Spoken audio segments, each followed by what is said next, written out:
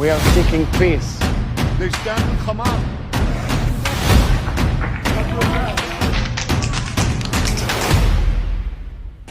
وإذا قيل لهم لا تفسدوا في الأرض قالوا إنما نحن مصلحون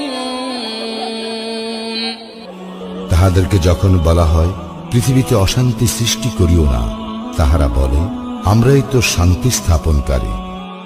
ألا إنهم هم المفسدون ولكن لا يشعرون সাবধান, ইহারাই অশান্তি সৃষ্টিকারী, কিন্তু ইহারা বুঝিতে পারে না।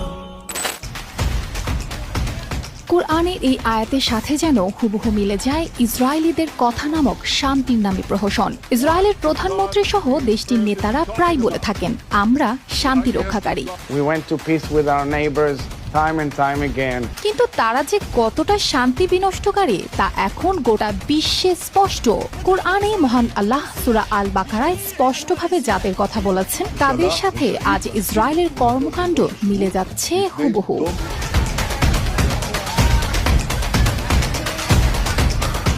বসুন্ধরা ডায়াপেন্ট এখন আরো উন্নত। এই হট এয়ার থ্রো টপশিট দ্রুত শোষণ করে সোনামণিকে দেয় কোমল অনুভূতি। ইসরায়েলের নেতারা নিজেদের শান্তি রক্ষাকারী দাবি করলেও তাদের কাজ সবাইকে সত্যটা দেখিয়েই দেয়। গণহত্যা, দখলদারিত্ব, শিশু হত্যা, আল আকসা মসজিদে হামলা ও মুসল্লিদের ওপর গুলি চালিয়ে তারা শান্তি নষ্ট করছে।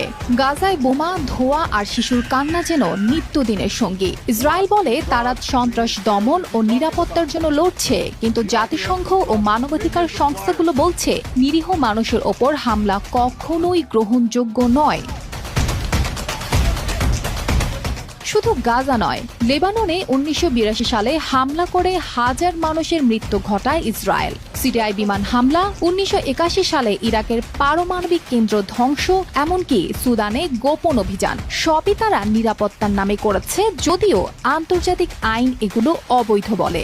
এসব কর্মকাণ্ডের ভেতরে এক করুণ ইতিহাসও আছে। দ্বিতীয় বিশ্বযুদ্ধের পর যখন ইহুদিরা ইউরোপে নিপীড়নের শিকার হয়ে আশ্রয় খুঁজছিল, তখন ফিলিস্তিনিরা তাদের আশ্রয় দেয়। কিন্তু সেই আশ্রয় পরবর্তীতে অস্ত্রে আর আগ্রাসনে রূপান্তর হয়ে কাল হয়ে দাঁড়ায়। অকৃতজ্ঞ ইসরায়েল নিজেদের আশ্রয়দাতাদেরই ভূমি থেকে তাড়িয়ে দিয়েছে, রক্তপাত ঘটিয়েছে বারবার। জাতিসংঘের রেজুলেশন বারবার অমান্য করেও ইসরায়েল নিজেকে শান্তি রক্ষাকারী হিসেবে দাবি করেই যাচ্ছে। কিন্তু শান্তির দাবির বিপরীতে তাদের হাতে নিরীহ মানুষের রক্ত, কান্না আর ধ্বংসের স্মৃতি